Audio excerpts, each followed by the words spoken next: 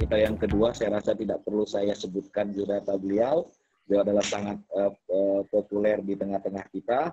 Bu Baik Wardani, dosen Departemen Hubungan Internasional Universitas Airlangga, sekaligus koordinator untuk kurikulum dan pembelajaran di Asosiasi Ilmu Hubungan Internasional.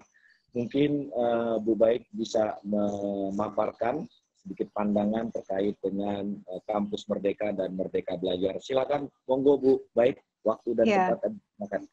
Terima kasih. Assalamualaikum warahmatullahi wabarakatuh, teman-teman semuanya se-Indonesia. Waalaikumsalam. Salam sejahtera untuk kita semua. Senang sekali saya bisa berjumpa nih, walaupun kita hanya bisa sharing lewat webinar. Saya coba untuk menampilkan PPT saya. Bagaimana ya? Oke. Ya, ini adalah hal yang mau saya sampaikan ke teman-teman. Ini sebenarnya saya menyayangkan kalau Bu Paris nggak di sini, karena sebetulnya kan kita pengen Bu Paris juga memberi masukan ya terhadap apa yang kita ingin paparkan di hari ini. Tapi saya akan mencoba sebaik mungkin apa yang bisa saya lakukan. Dan kebetulan apa yang tadi disampaikan oleh Bu Paris itu ada kesamaan juga dengan apa yang ingin saya sampaikan di sini. Nah, apa yang ingin saya sampaikan di sini adalah poin-poin yang sudah saya coba untuk koordinasikan dengan Pak Sekjen. Kami sudah 2 kali berkoordinasi supaya apa yang kami sampaikan ini, terutama yang dari saya, ini tidak istilahnya selegenje gitu ya, dengan kemauan dari asosiasi. Saya mencoba untuk menyampaikan apa-apa poin-poin yang bisa saya sampaikan, dan nanti kalau misalnya teman-teman mau bertanya dipersilakan. Tentu saja ini adalah hal yang terbaik yang ingin kita lakukan untuk asosiasi, sekaligus hal terbaik yang kita ingin supaya semua prodi HI di Indonesia itu bisa melakukan kurikulum ini, ya, Merdeka Belajar di Kampus Merdeka.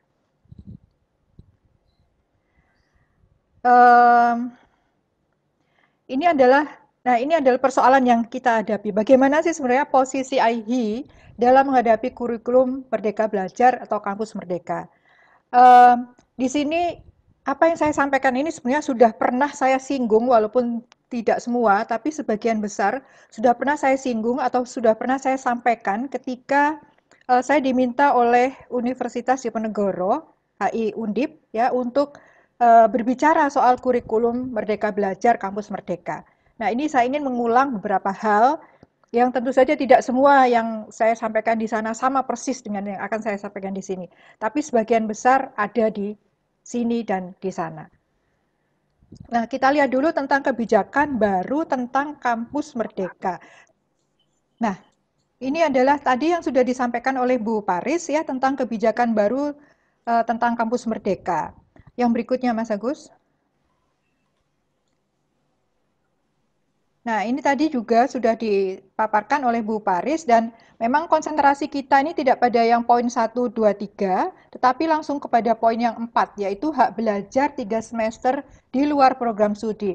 Karena ini yang lebih dekat dengan persoalan kurikulum. Kalau yang persoalan pertama, ini pertama, kedua, atau ketiga, ini persoalan yang ada di level universitas dan fakultas, tapi mungkin mungkin kita akan terlibat di sini, tapi hari ini kita tidak akan berbicara tentang yang 1, 2, 3, tetapi langsung yang keempat. Sehingga saya nanti akan sebagian besar bicara soal kurikulum yang menyangkut hak belajar mahasiswa 3 semester di luar program studinya sendiri. Next slide, Mas Agus. Ya, bagaimanakah posisi IHI dalam hal ini, atau dalam menyikapi persoalan Kampus Merdeka, Merdeka Belajar? Berikutnya, Mas Agus.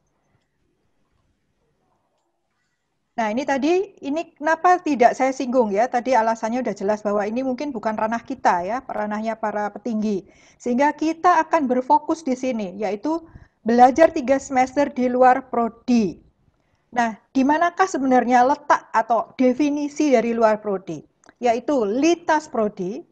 Ya, jadi mahasiswa punya hak untuk belajar di prodi yang bukan prodinya sendiri. prodi yang dikelola oleh prodi lain. Mahasiswa HI bisa punya hak untuk belajar di prodi komunikasi, prodi sosiologi, prodi apapun ya, tetapi masih bisa di dalam satu perguruan tinggi. Jadi kalau UPN Jogja misalnya anak-anak HI UPN Jogja mau belajar di sama-sama UPN Jogja tapi lain prodi, nah itu bisa. Ya, jadi intinya adalah lintas prodi tapi masih dalam lingkup satu perguruan tinggi. Nah, yang kedua definisi dari luar prodi adalah yang lebih luas lagi yaitu lintas kampus, yaitu beda perguruan tinggi. Jadi anak UNER bisa belajar di UI, anak UGM bisa belajar di UNER, anak UNSUD bisa belajar di mana gitu ya. Jadi beda perguruan tinggi. Tadi kan yang seperti disampaikan oleh Bu Paris, ini akan memberi learning experience yang berbeda kepada mahasiswa. Dan learning experience ini penting karena mahasiswa perlu memiliki pengalaman yang berbeda di luar prodinya. Karena mereka nanti setelah lulus menjadi mahasiswa, mereka toh akan hidup ke alam nyata, di mana mereka akan bergaul dengan orang-orang yang berasal dari berbagai lapisan masyarakat, dari kelas lapisan ekonomi yang berbeda, suasananya berbeda, dan sebagainya. Sehingga ini merupakan learning experience yang sangat bermanfaat untuk mahasiswa ketika mereka sudah lulus. Dan itu mulai harus dipupuk ketika mereka mahasiswa. Nah, definisi yang ketiga tentang di luar prodi adalah magang. Memberi kesempatan mahasiswa, tadi sudah diberikan paparan yang panjang lebar oleh Bu Paris, yaitu memberi kesempatan magang yang ini dilakukan di luar kampus. Nah, di mana tempatnya? Tadi sudah disebutkan oleh Bu Paris, mulai dari belajar KKN di desa, di NGO, di perusahaan, di embassy atau dimanapun ya, pokoknya dia harus berada di luar kampus. Berikutnya Mas Agus.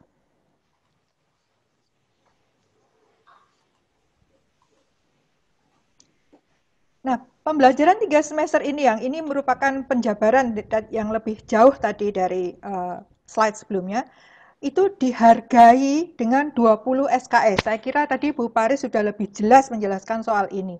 Bagaimana memberi nilai 20 SKS ini ke kegiatan-kegiatan yang akan diambil oleh mahasiswa. Intinya bahwa 3 semester ini in total adalah 60 SKS. Agak besar memang, dan ini saya kira hampir 50% ya dari total SKS yang harus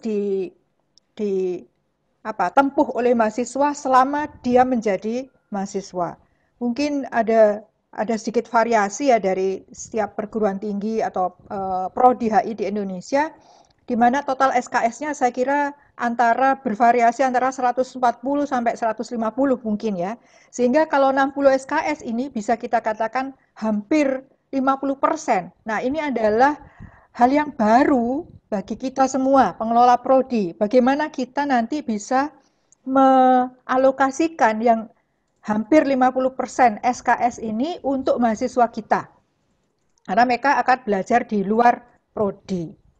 Nah, 20 SKS ini tentu ya nanti pembagiannya adalah prerogatif dari masing-masing prodi. Dan bagaimana mentransfernya juga saya kira perlu pengaturan tersendiri. Sehingga saya kira untuk pembicaraan soal ini kita perlu menyediakan waktu karena ini akan sangat teknis sekali. Dan memerlukan tentu saja tidak bisa sekali langsung jadi. Karena perlu harmonisasi, sinkronisasi, dan sebagainya dengan perguruan tinggi mitra kita atau stakeholder yang lain, ya seperti NGO, seperti pemerintah kabupaten atau apapun lah ya, yang nanti itu akan menjadi tujuan dari mahasiswa kita untuk melaksanakan 3 semesternya ini. Yang berikutnya Mas Agus. Nah, ini adalah beberapa isu yang tadi juga sudah disinggung-singgung oleh Bu Paris ya, tentang penyesuaian kurikulum. Saya kira ya sebetulnya kita ini belum selesai dengan semua PR lama kita, karena kita ada yang masih dalam tahap untuk misalnya menyesuaikan dengan kurikulum pembelajaran yang harus mengadopsi revolusi industri 4.0 itu saya kira belum semua prodi di Indonesia sudah mengadopsi itu, tapi kita sudah harus berpindah kepada isu-isu penyesuaian kurikulum karena ada pembelajaran di luar prodi ini. Nah, ini saya beberapa hari berpikir tentang apa sih sebenarnya kira-kira penyesuaian kurikulum yang harus dilakukan oleh teman-teman prodi HI di Indonesia. Nah, ini beberapa hal yang sudah saya diskusikan dengan Pak Sekjen kemarin ya tentang apa sih kira-kira ya isu-isunya. Nah, ini saya mencatat ada 8 isu at least ya. Mungkin teman-teman kalau punya isu yang lain dipersilakan untuk share.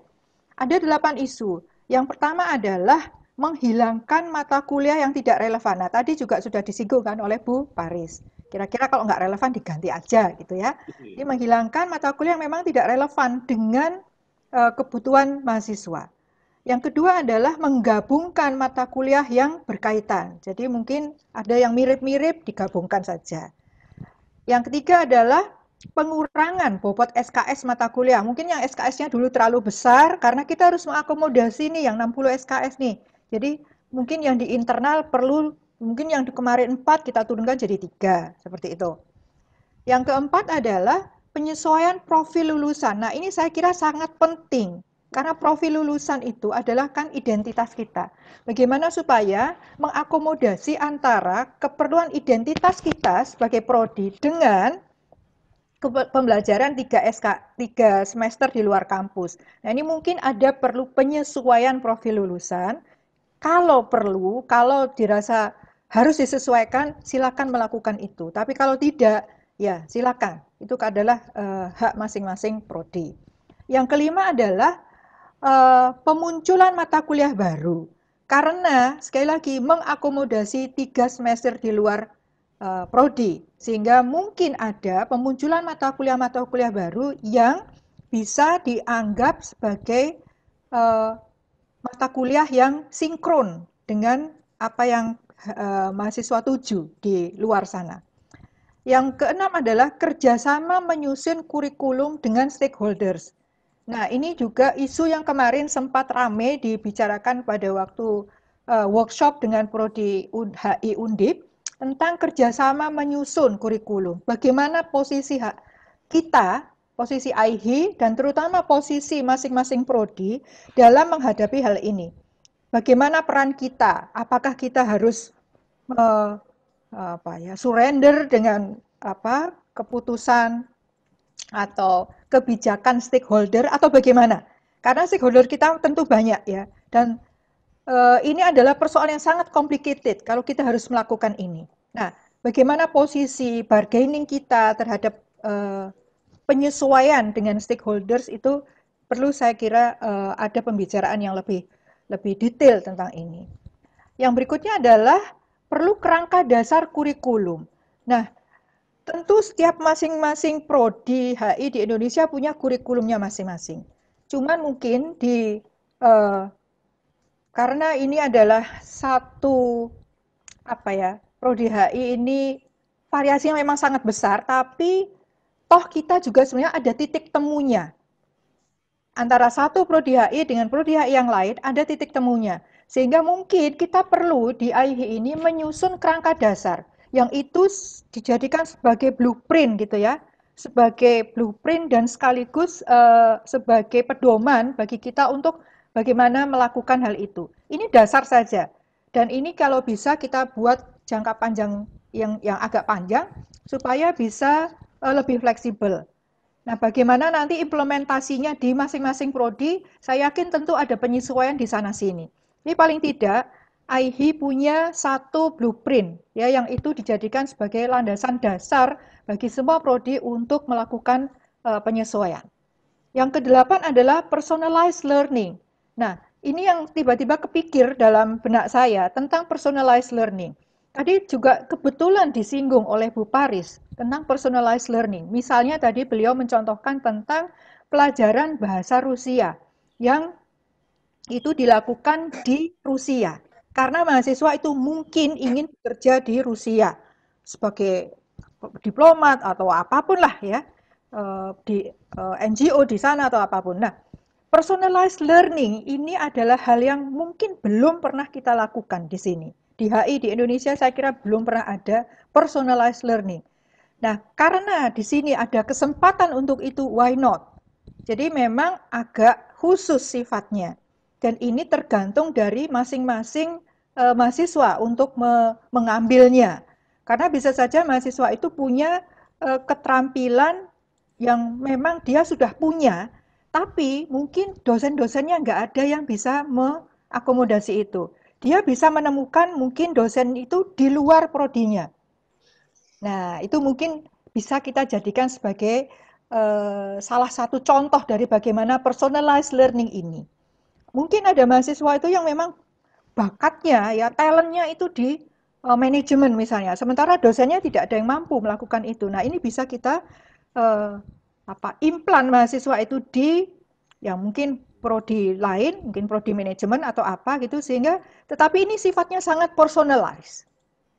Nah, ini tentu juga agak complicated sehingga saya kira kita perlu bicara lebih banyak soal ini di masa yang akan datang. Berikutnya Mas Agus. Nah, ini sekedar reminder aja untuk Ibu Bapak semua di sini bahwa IHI itu punya 1, 2, 3, 4, 5, 6, 7 mata kuliah inti yang sudah lama ini direkomendasi oleh IHI yang ya namanya rekomendasi ya, tidak harus semua. Tapi ada dari 7 mata kuliah ini yang dijadikan sebagai mata kuliah inti di prodi masing-masing HI di Indonesia. Ya mulai dari teori dan metodologi HI, ya walaupun namanya bisa berbeda-beda tergantung dari masing-masing prodi, tapi saya kira intinya sama, substansi dari mata kuliah itu begitu ya, teori dan metodologi HI, ada yang dipisahkan teori HI sendiri, metodologi HI sendiri, tapi kan tidak masalah. Kemudian ekonomi politik internasional, hukum internasional, politik internasional, sistem internasional, organisasi dan lembaga internasional, serta kebijakan luar negeri RI. Nah, ini adalah saya cuma mengingatkan aja kembali ke teman-teman bahwa ini adalah mata kuliah wajib atau inti hasil dari rekomendasi IHI yang dulu pernah kita buat di UI tahun 2013 kalau nggak salah. Ya. Atau 14, saya agak lupa. Berikutnya Mas Agus.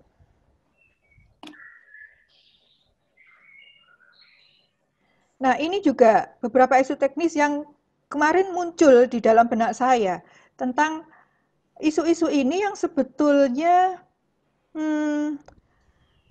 apa ya, agak teknis memang sifatnya. Oleh karena itu pelaksanaannya mungkin juga implementasinya di masing-masing prodi akan berbeda-beda. Misalnya, menyesuaikan profil kurikulum yang tadi sudah kita tinggung di depan ya, menyesuaikan profil lulusan. Nah, ini monggo Bapak Ibu semua untuk bisa mencermati ini ya, karena mau tidak mau kita harus lebih fleksibel di sini untuk melaksanakan kurikulum Merdeka tadi. Yang kedua adalah MOU sesama prodi HI di Indonesia. Nah, tentu ini sudah dilakukan ya. Prodi HI yang sudah melakukan MOU silakan ya dilanjutkan mungkin dengan prodi-prodi lain yang belum ada MOU-nya. Dan saya kira ini asosiasi tentu akan membantu untuk memfasilitasi. Jadi MOU itu saya kira penting karena kalau tidak ada MOU agak kurang landasan hukum kita untuk melaksanakan kurikulum belajar itu agak problematik ya, terutama belajar di luar kampus ya. Jadi harus ada dasar hukumnya supaya semua yang kita lakukan itu legal.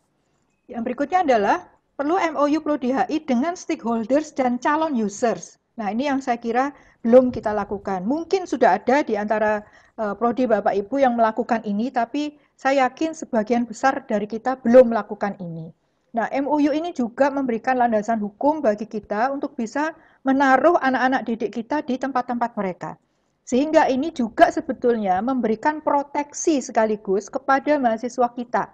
Jangan sampai karena ada kesempatan mereka untuk magang di luar universitas, pihak luar itu mungkin bisa saja menyalahgunakan anak-anak kita. Nah, ini perlu proteksi sehingga tidak terjadi apa-apa dan kedua belah pihak tidak dirugikan.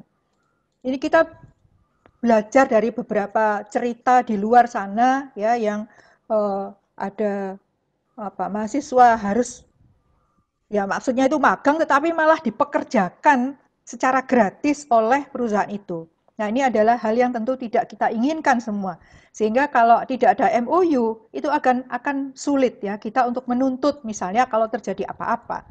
Jadi ini adalah sebetulnya untuk memprotek mahasiswa dan juga memprotek prodi sekaligus juga memprotek pihak stakeholders atau calon users.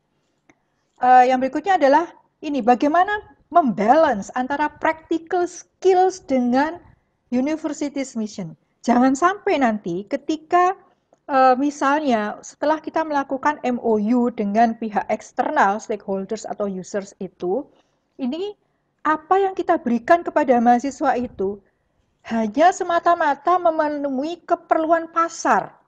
Nah, ini yang tidak kita inginkan. Karena misi perguruan tinggi itu tidak hanya untuk mencetak tenaga kerja, tetapi juga mencetak manusia yang bermoral, manusia yang berakhlak tinggi, berbudi luhur, dan sebagainya. Dan itu tentu merupakan misi dari semua universitas. Nah, jangan sampai hanya karena keperluan-keperluan praktis, ya, ini tidak balance. Jadi diberikan practical skill terlalu banyak, lah misi perguruan tingginya jadi lupa. Nah, tentu ini adalah tragedi bagi kita kan. Jangan sampai practical skills itu mendominasi sehingga kesannya kita hanya mencetak tenaga kerja. Nah, ini tentu sudah pelanggaran terhadap misi-misi universitas. Ya, jangan sampai ini terjadi. Karena itu ini perlu kita pikirkan bersama bagaimana membuat balance antara practical skills yang akan mereka lakukan terutama keperluan magang itu dengan misi-misi universitas. Ya. Nah, ini ada isu tentang student exchange nih ya. Student exchange ini saya gunakan istilah ini untuk menyebut mahasiswa yang belajar di luar perguruan tinggi. Ya mungkin istilahnya kurang tepat tapi gampangnya seperti itu ya, semacam student exchange gitu. Nah, untuk hal ini tentu kampus bisa mengakomodasi exchange dengan melalui dua jalur. Yang pertama adalah mengambil mata kuliah wajib atau inti rekomendasi AIHI tadi yang 7 mata kuliah itu. Jadi mahasiswa itu dikirim ke sebuah universitas yang berbeda dengan mengambil 7 mata kuliah ini. 7 atau 6 atau 3 terserah, sesuai dengan kebutuhan masing-masing. Yang berikutnya adalah mata kuliah kompetensi. Nah, ini saya beri kurung prerogatif kampus yang bersangkutan. Karena bisa saja mahasiswa di perguruan tinggi atau di prodi A ya ini mungkin skillsnya atau talentnya itu mungkin atau gimana ya, skills atau talentnya itu ada di prodi lain di universitas lain.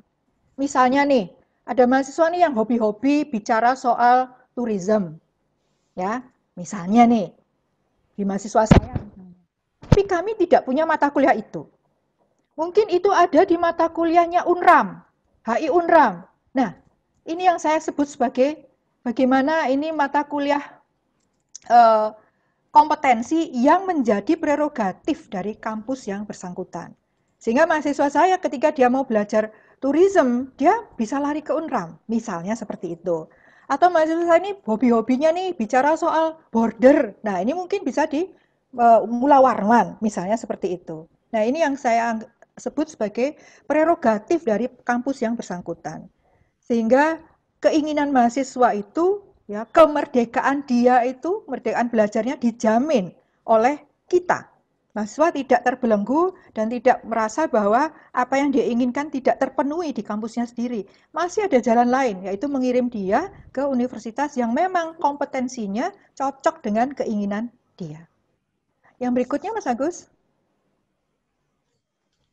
Nah, ini tentang peran AIHI. Jadi nanti kalau misalnya Ibu, Bapak sekalian bertanyalah, terus AIHI ini apa yang bisa dilakukan untuk bantu kami? Nah, ini kira-kira yang bisa dilakukan oleh AIHI. AIHI itu berfungsi sebagai fasilitator, ya, memfasilitasi apa-apa keperluan Ibu, Bapak semua, ya. ingin misalnya menandatangani ini, IHI bisa bantu enggak? Bisa. Menghubungkan antara satu prodi HI dengan prodi HI yang lain. Kami memfasilitasi.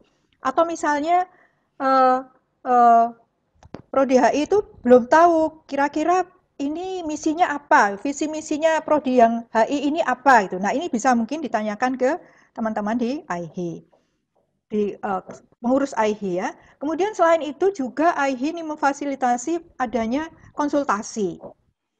Ya, konsultasi tentu biasa ya. Kita kan sering melakukan itu ya. Bagaimana ini, bagaimana itu dan sebagainya. Ini adalah fungsi-fungsi konsultasi dari asosiasi profesi. Selain itu juga ini Pak Sekjen kemarin mengatakan bahwa jangan lupa loh, AIHI itu juga memberi akses informasi.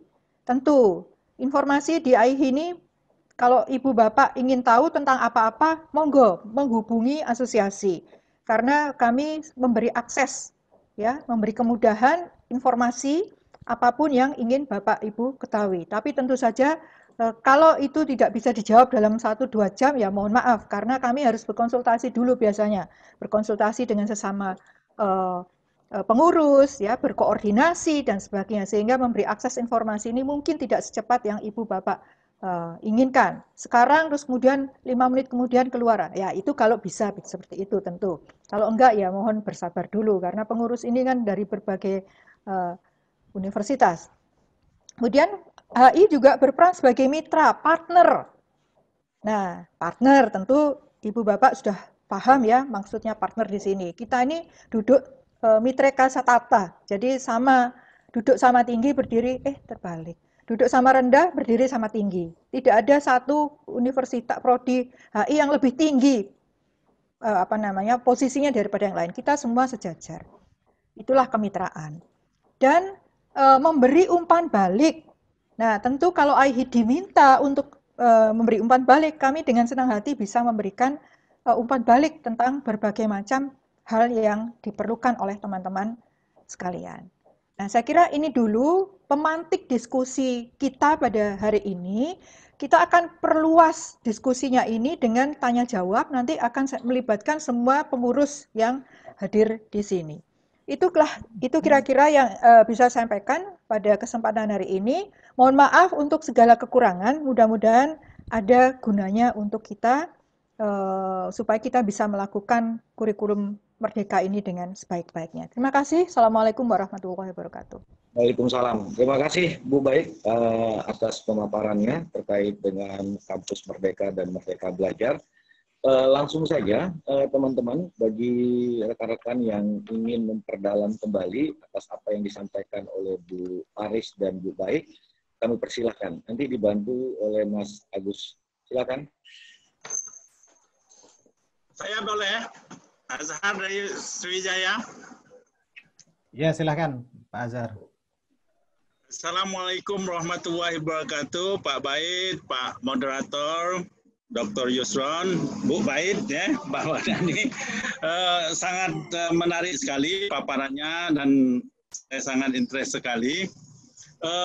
Kalau kita lihat bahwasannya dengan adanya Kampus Merdeka ini, ya kita diharapkan mahasiswa itu keluar, tidak hanya di prodi saja, bisa lewat antar prodi, antar jurusan, antar universitas, bahkan ke lembaga lain. Ya. Nah, dengan saya melihat di kurikulum HI itu semua mata kuliah yang ada itu antara lain ada sosiologi, ada hukumnya, ada ekonominya, ada politik, itu bisa multi kita, tinggal menjalankan. Nah, yang saya tanyakan ada indikasi, ada yang saya dengar, maaf, lagi ribut di pinggir jalan. Itu harus merubah kurikulum. Apa perlu kita merubah kurikulum? Apa tetap kurikulum itu tinggal student learning center. Jadi studentnya yang kita fokuskan dengan bimbingan kita. Terima kasih. Itu saja. Wassalamualaikum warahmatullahi wabarakatuh. Waalaikumsalam warahmatullahi wabarakatuh. Ini Mas Yusran, Mas Yusran, ini saya langsung jawab atau gimana nih? Atau gimana Mas Agus? Atau kita kumpulkan dulu? Ini sebenarnya Pak Sugeng tadi udah mau tanya. Pak Sugeng bisa di-unmute audionya, udah ini Pak Sugeng. Udah ini otomatis bisa ini sendiri Pak Sugeng, bisa unmute sendiri. Ya, ini sudah. Silahkan Pak Sugeng. Saya nggak tahu itu kok nggak bisa. Mungkin, oh ya nggak bisa. Sugeng setting audionya Pak Sugeng. Iya, mungkin setting audionya sepertinya. Atau dijawab dulu Bu Baik ya. Mungkin teman-teman silakan nanti yang mau tanya bisa diketik dulu di chat nanti biar apa namanya bisa kita beri kesempatan mungkin gitu ya. Ya, baik. Terima kasih Pak Azhar. Saya mencoba untuk menjawab. Saya tentu di sini tidak memposisikan diri sebagai orang yang paling tahu ya Pak Azhar, karena kita semua di sini masih belajar gitu tentang kurikulum merdeka, dan saya kira semua juga sangat berkepentingan ini dan ingin tahu semua tentang kurikulum merdeka. Nah, pertama yang ingin saya sampaikan adalah bahwa mahasiswa kita ini sebenarnya dididik, dicetak untuk menjadi mahasiswa yang banyak tahu. Kita memberikan dasar-dasar hukum, dasar-dasar ekonomi, dasar-dasar politik, dasar-dasar sosiologi, semua ada di kurikulum HI, luar biasa kurikulum HI. Sehingga sebetulnya tidak terlalu sulit bagi kita, mahasiswa HI kita ini, untuk mereka dikirim ke lintas prodi ya. Jadi mungkin mahasiswa kita ingin memperdalam soal hukum laut, dia bisa dikirim ke Fakultas Hukum. Karena dia sebenarnya sudah punya dasarnya, tinggal memperdalam di sana. Atau dia ingin mengetahui lebih detail lagi tentang WTO, dia bisa lari ke Fakultas Ekonomi. Nah, dan semualah kita juga memberi kurikulum pengetahuan tentang komunikasi. Nah, kita juga bisa mengirim mereka. Intinya bahwa bagaimana keinginan mahasiswa itu terakomodasi. Kita sudah menyediakan dasar-dasarnya, tinggal pendalaman kepada mahasiswa itu, karena memang kebutuhan mahasiswa kan beda-beda. Nah, apakah kita perlu mengubah kurikulum? Nah, ini tadi yang saya lempar isunya ke Ibu Bapak semuanya. Perlukah kita mengubah kurikulum? Apakah kita harus mengubahnya secara radikal atau kita mengubahnya itu incremental saja? Nah, ini sekali lagi tergantung dari bagaimana situasi kurikulum dari prodi-prodi yang ada.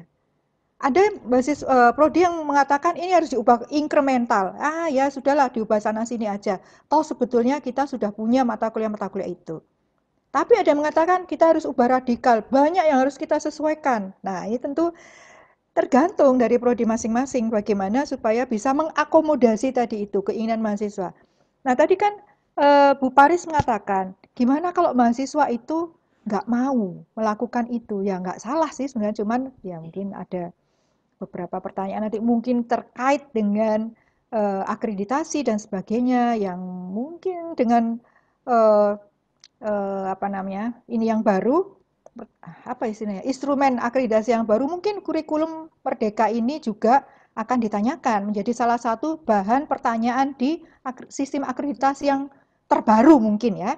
Nah, mahasiswa sebetulnya kan bisa mengambil haknya untuk melakukan ini kurikulum merdeka. Tapi kalau tidak difasilitasi oleh prodi dan prodi belum siap dengan kurikulum itu, lah tentu kan ini keinginan mahasiswa tidak bisa terpenuhi. Oleh karena itu, bagaimanapun juga kita perlu mengadakan penyesuaian. Kalaupun tidak mengadakan perubahan total terhadap kurikulum.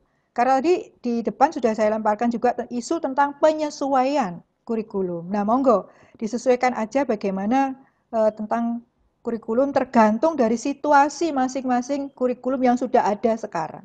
Seberapa besar penggantian itu atau bukan penggantian lah, penyesuaian itu dilakukan itu sangat tergantung dari masing-masing kondisi di prodi yang ada.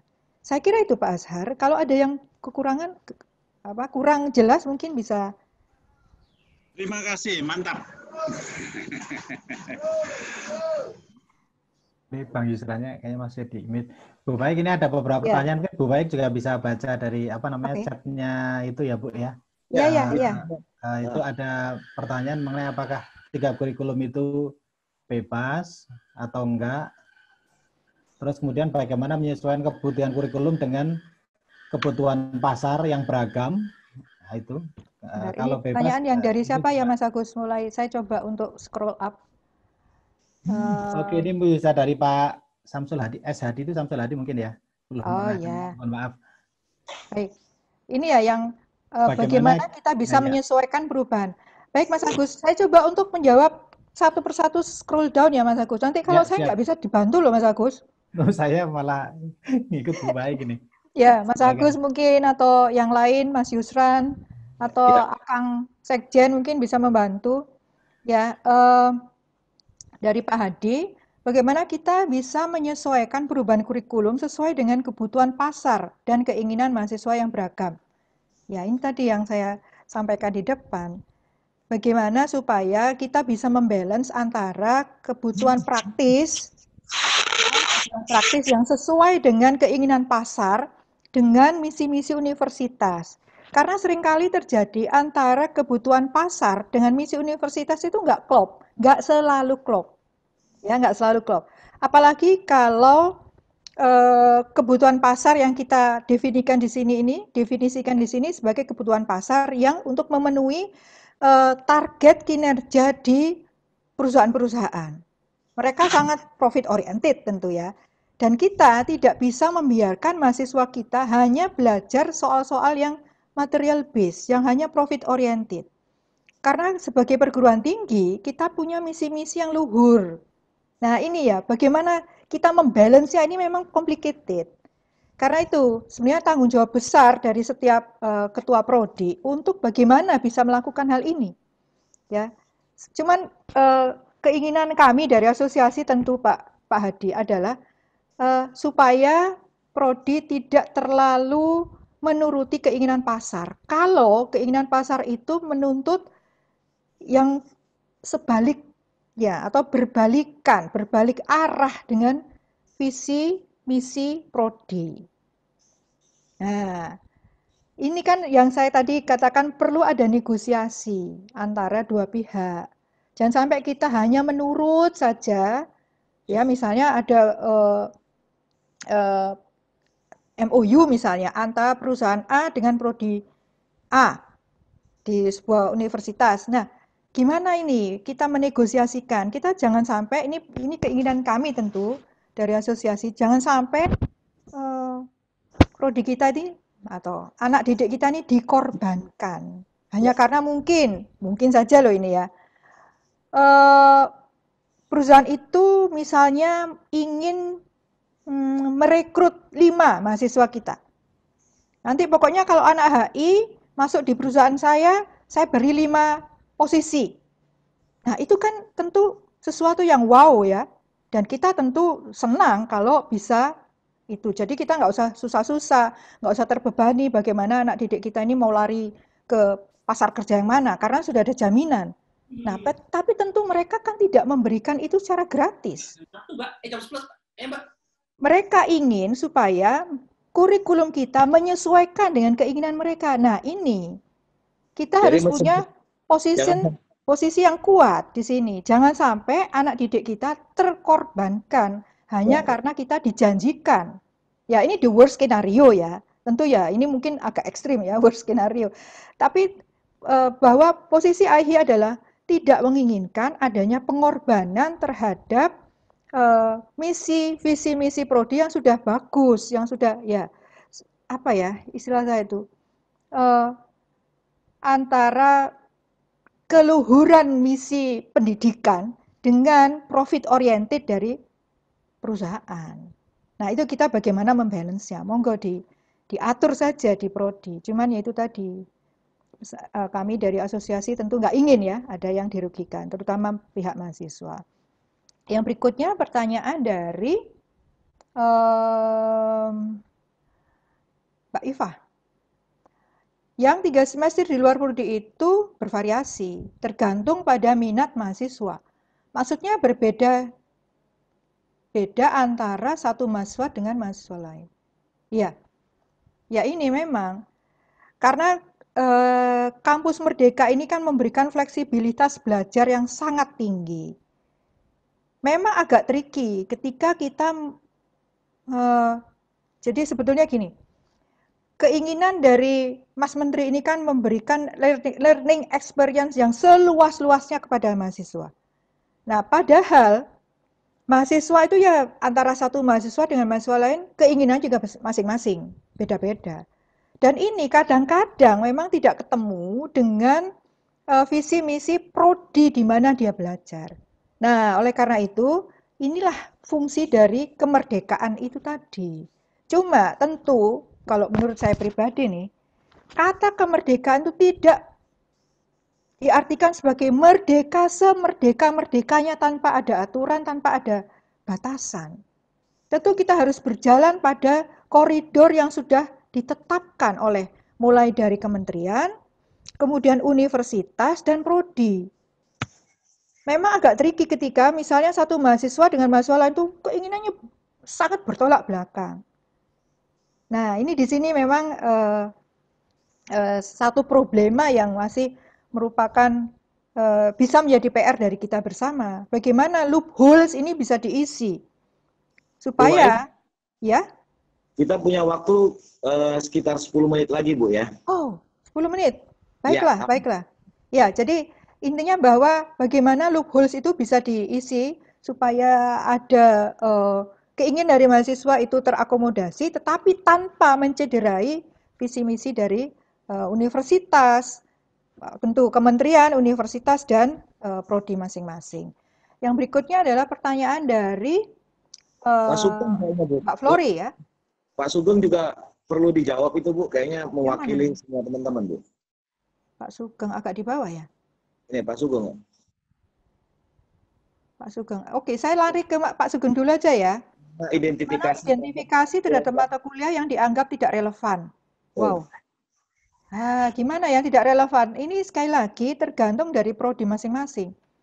Mungkin mata kuliah itu tidak terlalu membantu untuk memperkuat visi misi prodi, ya dia dihilangkan aja. Tapi ini tentu saja prerogatif dari masing-masing prodi ya. Tentu saya dari pihak asosiasi nggak berani untuk mengatakan ini yang ini. Saya kira itu ada masalah internal yang harus dibicarakan di masing-masing prodi, mana yang dianggap relevan dan tidak. KKN rutin dan KKN internasional. Sejauh ini KKN nasional secara 3 SKS. Apakah dengan yang model baru satu model merdeka ini bisa disetarakan 20 SKS. Nah, ini tadi ya yang tadi dijelaskan oleh Bu Paris. Kalau memang itu dia menetap di sana misalnya selama 1 semester, nah ini mungkin nggak tahu ya beban kerjanya apa sama dengan dari 3 menjadi 20. Ini saya kira persoalan-persoalan teknis yang menjadi PR kita ya. Kita akan bahas ini di kesempatan yang lain. Mungkin kita juga perlu ketemu lagi untuk hal-hal seperti ini. 20% di luar prodi, 40% di luar PT. Nah, yang di luar PT bisakah diambil di universitas lain di Indonesia? Ya, misalnya mahasiswa kami ambil mata kuliah tertentu di Unikom, Paramadina, dan sebagainya. Pasti ini akan berhubungan dengan proses administrasi dan keuangan, betul.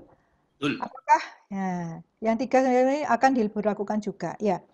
Ini kemarin juga menjadi isu yang pelik pada waktu workshop dengan Undip ya, soal ini tadi persoalan keuangan, administrasi dan sebagainya.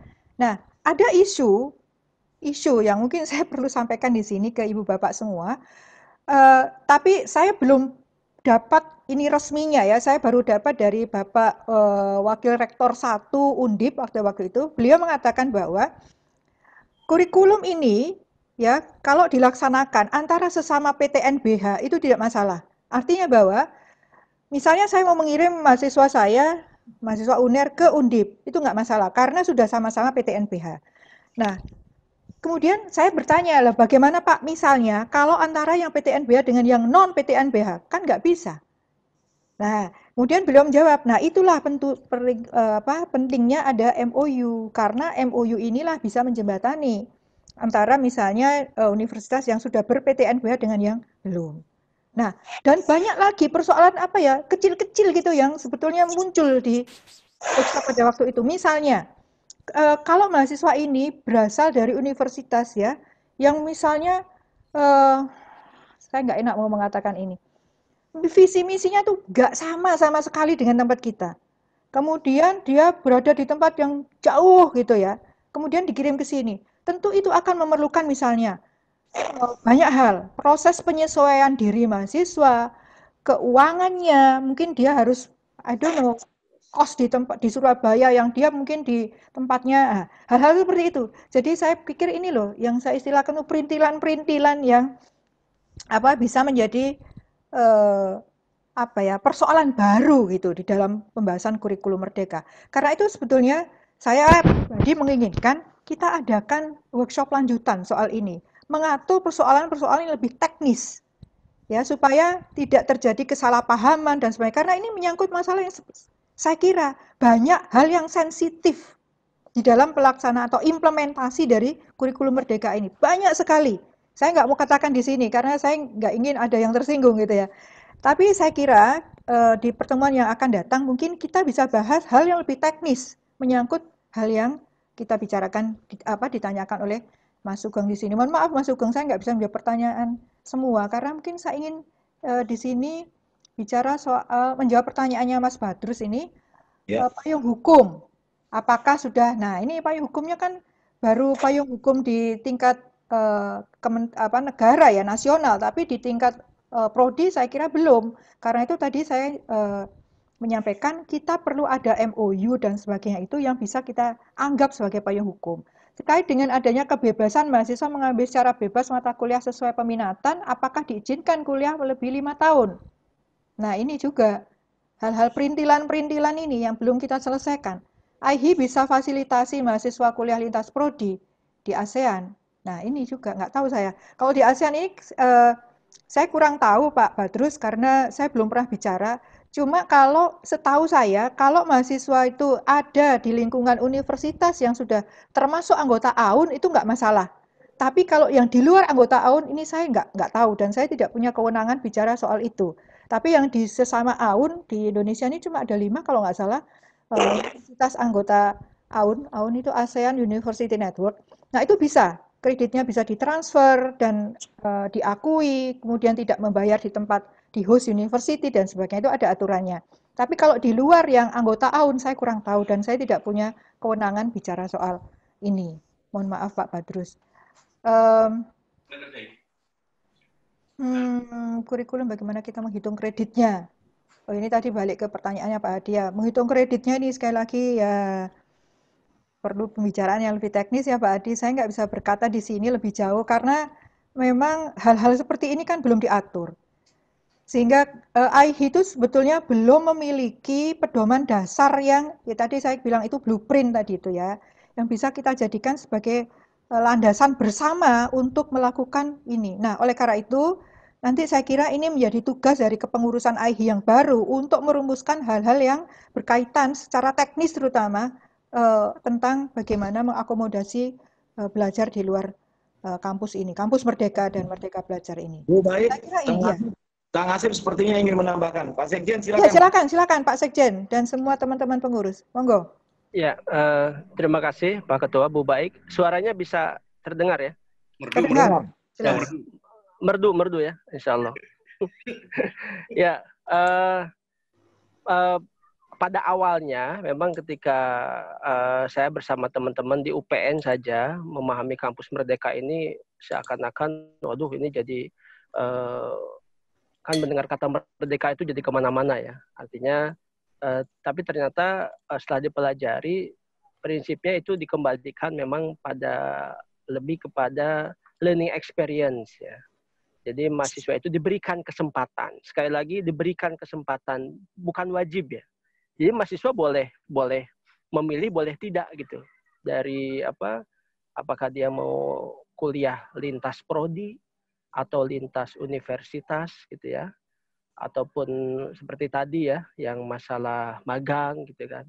Itu kalau mahasiswa ada yang berkenan, ada yang mau, nah itu kita wajib memfasilitasi. Nah, tentu ini tidak betul itu tadi Bu Baik bilang tidak merubah, sebenarnya tidak merubah inti dari kurikulum kita gitu kan. Cuman yang ada kalau di UPN itu mungkin juga di beberapa kampus yang sedang saat ini merevisi kurikulum ya. Kita kan tahu bahwa ada mata kuliah wajib universitas, ada mata kuliah wajib wajib fakultas. Nah, kita menyiapkan juga alternatif mata kuliah yang apabila mahasiswa itu mereka tidak mengambil di luar gitu ya. Jadi seperti biasa aja gitu. Cuman kita hanya menyiapkan waktu.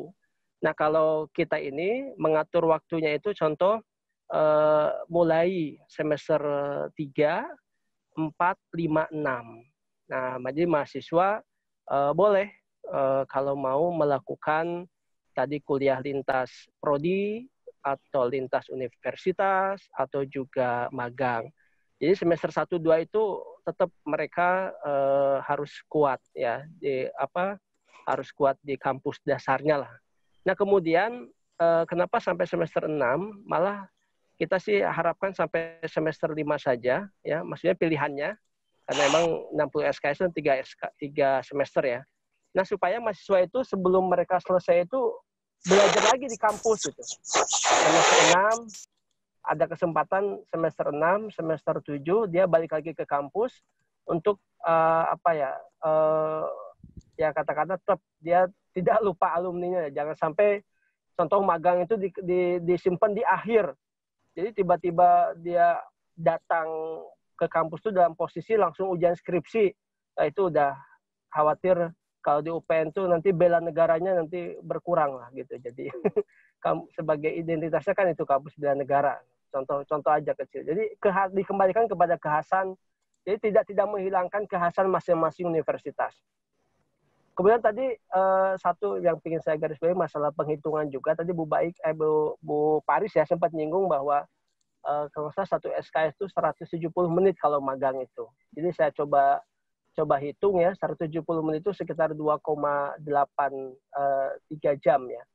Jadi kalau 2,38 atau satu SKS dikali 16 kali pertemuan itu sama dengan 45 jam, 45,28 jam.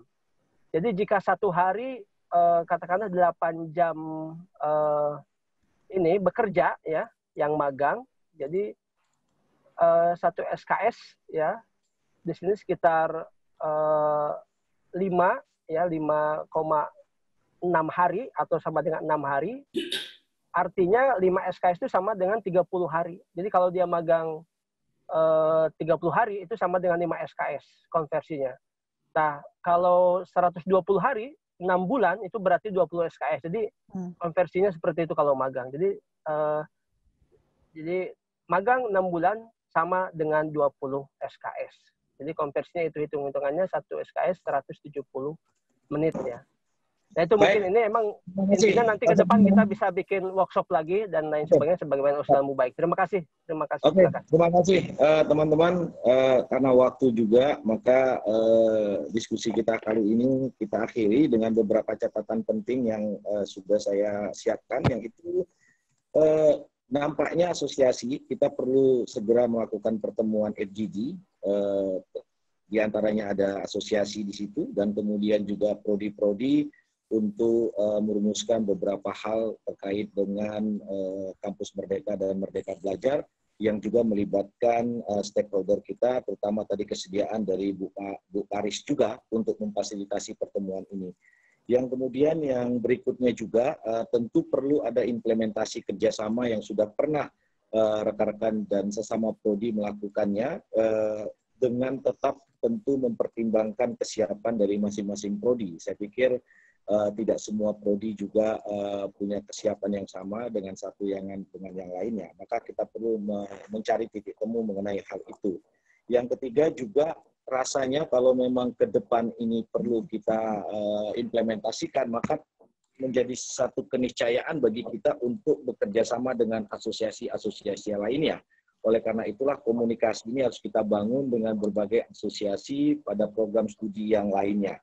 Nah, satu catatan penting juga yang menurut saya ini menarik dari yang disampaikan oleh Bu Baik, yaitu mengenai soal jangan melulu juga kita terjebak pada aspek practical skill, tetapi kita melupakan dengan misi-misi daripada universitas. Kita sebagai perguruan tinggi tentu tidak serta-merta hanya ditugaskan untuk mencetak para pekerja, tetapi lebih dari itu. Oleh karena itulah maka tidak ada kata lain, kami akan mengupayakan sesegera mungkin ada pertemuan dengan beberapa stakeholder sebagaimana yang dimaksud oleh Bu Paris, dan beliau juga punya kesediaan untuk memfasilitasi pertemuan itu. Nanti pengurus asosiasi dan tentu juga para ketua program studi akan kita undang. Demikian yang bisa saya sampaikan. Sekali lagi, kami seluruh pengurus asosiasi mengucapkan terima kasih atas kesediaan dan kehadiran dari teman-teman dalam diskusi kita pada pagi hari ini. Sekali lagi, terima kasih. Assalamualaikum warahmatullahi wabarakatuh. Selanjutnya saya... Waalaikumsalam warahmatullahi wabarakatuh. Waalaikumsalam warahmatullahi wabarakatuh. Waalaikumsalam. Mungkin itu ya dari kita hari ini. Nanti kita ada diskusi lanjutan, berarti sesuai dengan yang kita rencanakan di pengurus juga ya Bu Baik ya. Iya. Memang kita ada beberapa PR ini sebagai informasi kalau CPL kita terakhir dibuat di 2014 di UI itu. Dan itu karena kemarin kita audiensi ke Bu Paris itu, terus saya tindak lanjuti dengan kita kirim CPL-nya ya Kang Asep ya ke mana? Ke kementerian. Jadi CPL kita dan hasil workshop Riau yang mata kuliah dan lulusan dan sebagainya itu workshop akademik Riau 2000 berapa Bu? 2018 itu sudah kita kirimkan ke email Dikti, dan saat itu kita memang Dikti mau menggunakan CPL kita itu untuk diupload sebagai acuan CPL HI. Jadi kita yang belum ada itu CPL S2 itu belum ada, CPL S3 juga belum ada. Yang kita punya hanya CPL S1 itu pun tahun 2014. Sehingga mungkin memang ini ide-ide untuk bertemu lagi itu saya kira nanti bisa menarik ya. Saya kira topiknya bisa banyak, tapi mungkin sekarang ini topik kita baru Merdeka Belajar itu aja mungkin ya. Nanti, Mas Agus jangan lupa PPT Mas Agus ya, di-share Mas Agus teman-teman. Sudah dapat konfirmasi dari Bu Paris juga, dari Kang Asep juga sudah boleh di-share. Nanti punya Bu Baik juga boleh ya Bu Baik ya. Ya, silakan. Nanti kita share. Terima kasih. Mungkin itu nanti kita lanjutkan dengan diskusi-diskusi selanjutnya ya. Silakan Pak Sugeng. Ya, enggak, saya tadi kehilangan yang Bu Paris tadi, saya beberapa saat saya tidak dengar gitu ya. Jadi recordingnya juga tolong di-share ya Mas ya. Ya, recordingnya seperti biasa. Nanti kita biasa minta tolong ke Mbak Silvi untuk bantu edit. Nanti kita upload di IHI channel. Nanti teman-teman bisa upload di sana. Saya belum tahu ini karena pakai Zoom-nya Binus, apakah ke email saya atau email Binus. Nanti kalau ini kita bisa koordinasi dengan Prof. Tirta. Mungkin itu karena Prof. Tirta nggak ada, kita tutup ya. Terima kasih untuk semua, terutama untuk Bu Baik yang sudah mempersiapkan sangat luar biasa diskusi-diskusi dan bisa menjadi pemantik untuk kita semua ini ya. Saya kira banyak hal yang bisa kita dapatkan dari pertemuan hari ini, dan kita harap nanti ide setelah top down dari Bu Baik, dari Bu Paris, kita harapkan nanti ide dari teman-teman kita jaring sebagaimana kemarin juga kita diskusikan di rapat pengurus. Itu rapat sampai jam berapa itu Bu? Hampir jam 12 malam. Jam 12 ya, iya. 12 malam ya, tapi 3 jam lebih kita rapat. Ya, nanti kita kita nanti gantian. Jadi memang hari ini karena sesinya pendek 2 jam ya, nanti kita minta selanjutnya dari teman-teman gitu ya Bu Baik ya. Rencananya dari teman-teman yang dari PTNBH, dari PLU, dari Satker, dari PTS, nanti kita minta masukannya untuk nanti gantian yang ngomong dari teman-teman prodi. Nanti baru kita bikin mungkin rekomendasi yang hasilnya sama seperti yang di Riau gitu ya Bu ya. Ada beberapa berkaitan dengan kurikulum Merdeka. Saya kira nanti sudah disiapkan oleh Bu Baik. Nanti organisernya nanti bisa kita diskusikan dengan Prof. Tirta. Ini karena yang punya Zoom Prof. Tirta. Saya punyanya Jimit aja. Mungkin itu teman-teman ya. Terima kasih atas kehadirannya semuanya. Kita tutup. Assalamualaikum warahmatullahi wabarakatuh. Waalaikumsalam warahmatullahi wabarakatuh. Terima kasih semua. Terima kasih semuanya. Terima kasih. Terima kasih Mas Agus. Terima kasih semuanya. Terima kasih Pak Agus, Bu Baik, Pak Ketua.